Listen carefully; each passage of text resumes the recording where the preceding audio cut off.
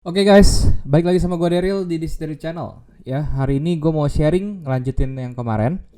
Jadi kalau misalnya kalian nonton video gue sebelum yang ini, ya itu gue ngebahas tentang step by step cara untuk analisa teknikal. Dan kebetulan di yang kemarin itu atau di video sebelumnya itu gue ngebahas gimana caranya kalian menganalisa gitu ya dari nol, dari kalian buka chart ya, kalian harus ngapain ya, kalian mesti buka dari time frame H4, kalian cari secara view secara generalnya bagaimana, kemudian kalian turun ke time frame lebih kecil, bisa pakai M15, bisa pakai M5, terus kalian mencari supply and demand terdekat dari running price gitu ya. Nah itu merupakan caranya. Nah terus yang menjadi pertanyaan berikutnya adalah oke, sekarang kita sudah tahu nih caranya untuk menganalisa. Terus kita juga sudah tahu caranya mencari entry gitu ya. Bagaimana selanjutnya? Bagaimana dengan stop loss dan juga take profit gitu ya. Nah untuk menjawab itu gue akan bikinin konten hari ini itu untuk spesial untuk masalah stop loss dan juga take profit dalam batasan kita menggunakan sistem atau menggunakan pengetahuan yang sudah ada di video sebelumnya gitu ya. Dan terkait dengan yang namanya stop loss, tentu gua juga akan ngebahas tentang trading manajemennya dulu ya. Jadi gini, sebelum kalian menentukan stop loss dan take profit ya, kalian harus wajib analisa dulu atau kenali dulu kalian punya equity ya, dan juga segala macamnya. Oke.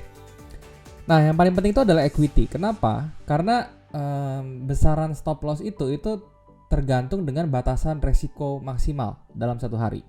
Jadi contohnya gini, kalian punya modal, let's say kalian punya modal $1.000 ya, biar gampang hitungnya gitu. Nah, dalam $1.000 itu kalian harus punya daily limit ya, batasan setiap harinya. Kalian tuh bisa resikokan berapa. Contoh, kalau misalnya kalian seorang yang safety ya, yang nggak terlalu oke deh, yang menengah aja gitu ya, kalian orangnya biasa aja gitu, kalian nggak mau terlalu safe, nggak mau terlalu agresif juga, mungkin kalian bisa start dari 5% per harinya gitu ya, atau per trade-nya gitu. Nah, jadi kalian punya batasan harian itu adalah daily loss-nya itu adalah 5%. Kalau misalnya kalian sudah mencapai daily loss 5%, itu kalian harus stop. Mau apapun itu alasannya, kalian nggak boleh trade lagi gitu ya. Karena itu sudah mengganggu yang namanya psikologi nanti ya. Kalau misalnya kalian sudah hit daily limit. Ini bukan daily limit itu bukannya kalian satu kali trade terus kalian resiko 5% ya. Kalau misalnya seperti itu ya kalian berarti menghabiskan daily limit kalian gitu ya. Nah, jadi kalau misalnya kalian $1.000 terus 5% itu kan berarti sekitar $50 ya. Jadi batasan harian kalian itu adalah $50. Nah, baru nanti ketika kalian sudah tahu batasan daily limit kalian, which is to 5% tadi ya, itu kalian baru bisa mengukur stop loss kalian tuh enaknya mau di berapa. Oke? Contoh ya teman-teman ya. Misal ini di posisi gold sekarang M30.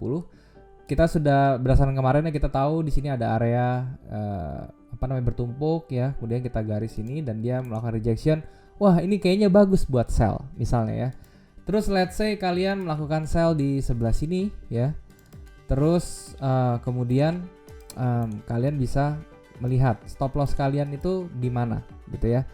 Nah, untuk standar ya teman-teman ya, untuk standarnya ya, untuk kasus seperti ini kalian tuh meletakkan stop loss minimal itu di atas ya, di atas area supply atau demand yang sudah kalian gambar.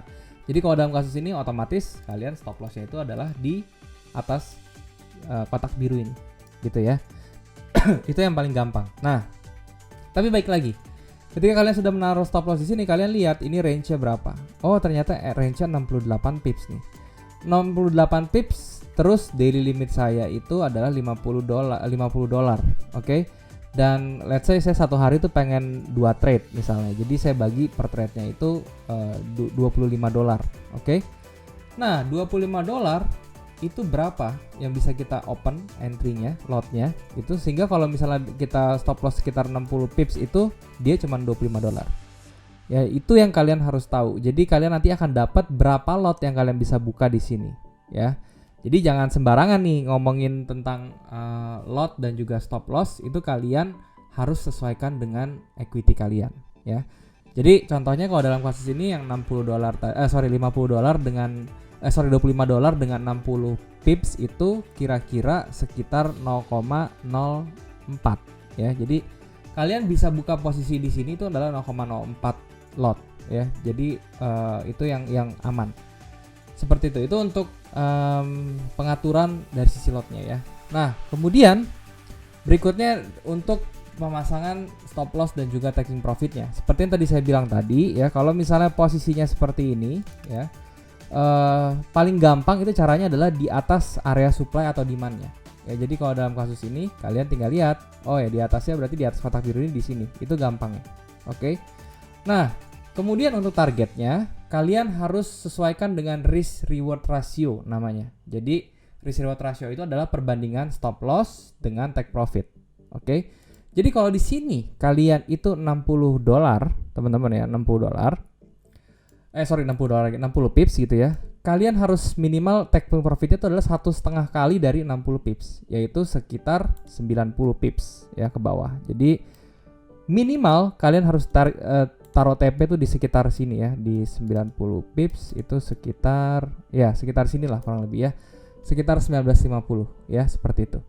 Nah, kalau misalnya udah kayak gini ya, itu peletakan TP yang paling ideal ya. Minimal 1/1,5. Kalau misalnya kalian mau 1/2 itu boleh aja ya. Jadi kalau 3 kali 2 aja. Jadi kalau 60 berarti kalian taruh TP-nya itu 120 pips ya, karena itu 2 kalinya dari 60 pips gitu ya.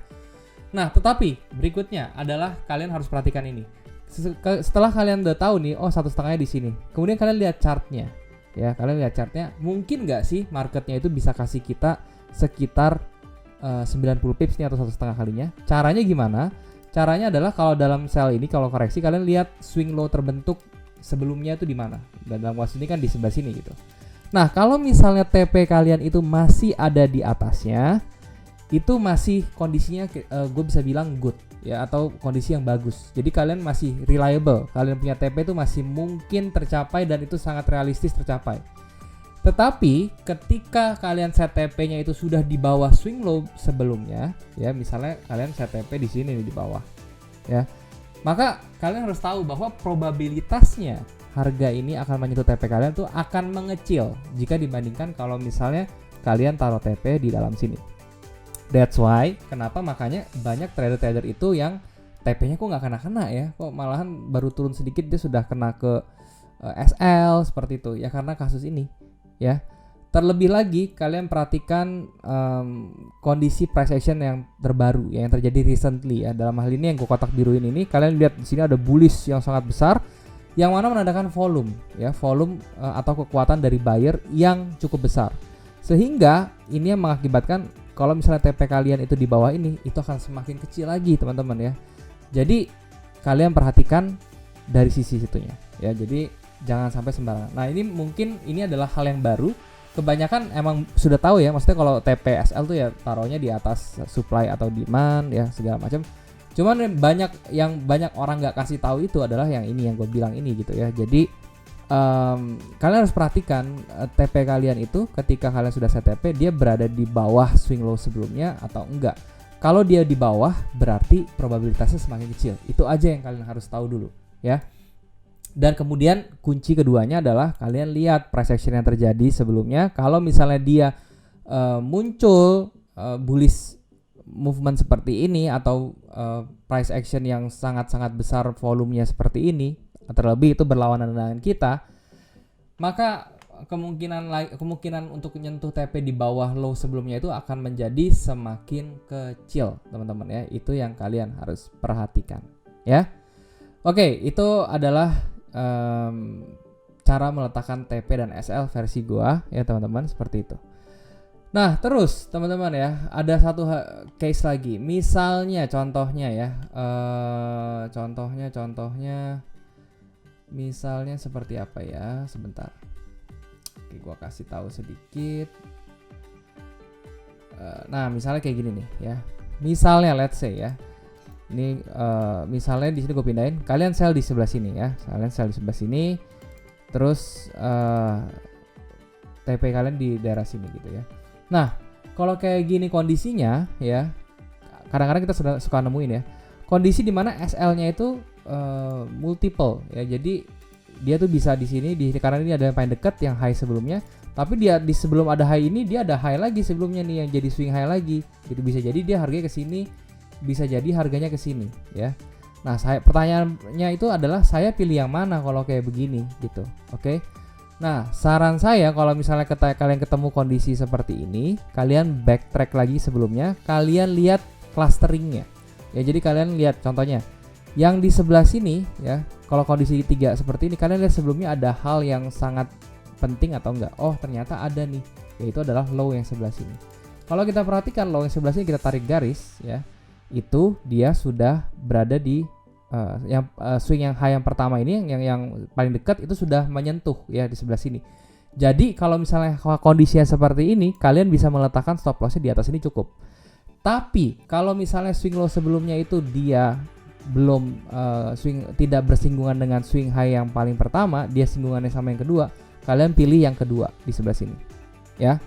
Seperti itu ini simple tapi sangat powerful teman-teman ya. Jadi kalian bisa perhatikan hal tersebut ya. Nah, sekarang gua kasih contoh teman-teman di kasus real ya. Jadi misalnya contoh kita lihat di ini sekarang tanggal berapa? Tanggal 5 Mei 2023. 5 tambah 6 11, kita hitung 1 2 3 4 5 8 9 10 11. Euro Kanada kita coba cek ya. Oke, Euro Kanada kita coba bedah teman-teman di sebelah sini. Dari H4-nya dia masih downtrend ya, di sini juga impulsif ya, ke atas itu harusnya ke atas ini harusnya korektif, jadi kita masih biasnya sell ya. Nah, kemudian kita lihat ke M30 di sebelah sini ada area yang sangat bagus ya, di sini sedikit lagi bisa kena nih sebenarnya. Terus di M15-nya kita lihat ada sesuatu enggak? Di sini tidak ada, M5-nya juga tidak ada. Nah, dari M5-nya justru dia mau ke atas gitu ya. Dari M1-nya kita lihat di sini. Oke. Dari M1-nya dia masih bullish tentunya. Nah, kalau misalnya ada pro kontra seperti ini ya, tetap kita harus kejar yang terjadi di time frame lebih kecil dulu. Jadi kita masih kejar buy-nya di mana ya. Nah, misalnya kita mau buy di sini teman-teman ya. Kita mau buy di time frame yang lebih kecil di M5 kayak gitu ya. Sekarang kalau misalnya dia kondisinya 3 seperti ini, saya mesti stop loss di mana? Yang paling aman kalau kayak gini stop lossnya di bawah tentu ya. Di paling bawah nih, ini stop loss yang paling aman. Tapi kan nggak mungkin ya kalau misalnya kita stop loss di paling bawah. Nah, terus apa solusinya? Solusinya adalah kita tinggal tunggu dia membentuk area konsolidasi terdekat. Ya, dalam kasus ini dia lagi bikin nih ya di sebelah sini. Jadi kalau dalam kasus ini kita tinggal lihat di sini juga ada area konsolidasi ya bertumpuk nih di sini. Ini juga bisa dijadikan acuan. Nah, jadi dengan kondisi seperti ini kalian bisa buy pertama itu di area-area yang biru di bawah ini gitu ya. Itu menjadi buy pertama ya. Misalnya di sini gua contohin kalian bisa buy di sebelah sini ya misalnya. Ini bukannya ini gue sebagai contoh aja teman-teman ya. Misalnya gue buy di sini ya, terus gue taruh stop loss di bawah sini. Oke. Karena gue taruhnya di bawah kotak yang warna biru. Jadi gue taruh aja SL di situ. Nah, karena ini SL gue sekitar berapa nih? Sekitar 10 pips doang gitu ya. Gue tinggal di sini taruh 15 pips ya, sekitar 15 pips ya, sekitar sini. Nah, terus gue lihat setelah gue set 15 pips teman-teman ya, gue cek, oh ternyata di 15 pips ini dia masih berada di bawah high sebelumnya di sini gitu ya. Jadi gue bisa simpulkan, oke, berarti TP gue ini masih masuk akal nih.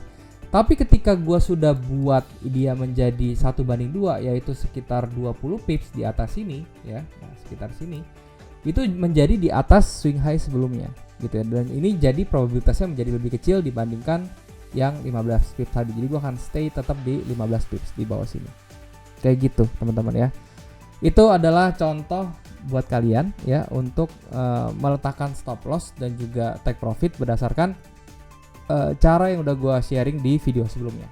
Oke? Itu aja sih teman-teman yang mau gue sharing ya, cukup simple ya karena ini memang juga analisa teknikal singkat ya, panduan analisa teknikal singkat. Jadi semoga apa yang gue sharing di sini bisa membantu kalian tentunya. Dan juga kalau misalnya kalian mau video lain, kalian tinggal komen aja di bawah gue mau bahas apa. Nanti gue akan baca dan gue akan coba untuk bikin kontennya kalau menarik gitu ya. Ya, thank you teman-teman yang sudah menyempatkan diri nonton video ini. Jangan lupa untuk subscribe channel ini dan kalian bisa share video ini ke teman-teman kalian, dan jangan lupa juga kalian bisa like video ini, terus kemudian nyalain notif supaya kalian gak ketinggalan kalau gue misalnya ada live atau ada update gitu ya. Gue akan live setiap hari Jumat jam 7 malam waktu Indonesia bagian Barat. Jadi pastikan kalian subscribe dan kalian bisa ikut live gue nanti setiap hari Jumat. Thank you teman-teman semuanya, semoga bisa bermanfaat. Jangan lupa semua orang bisa cuan. Salam sukses, bye bye. Wih, naik nih by the way.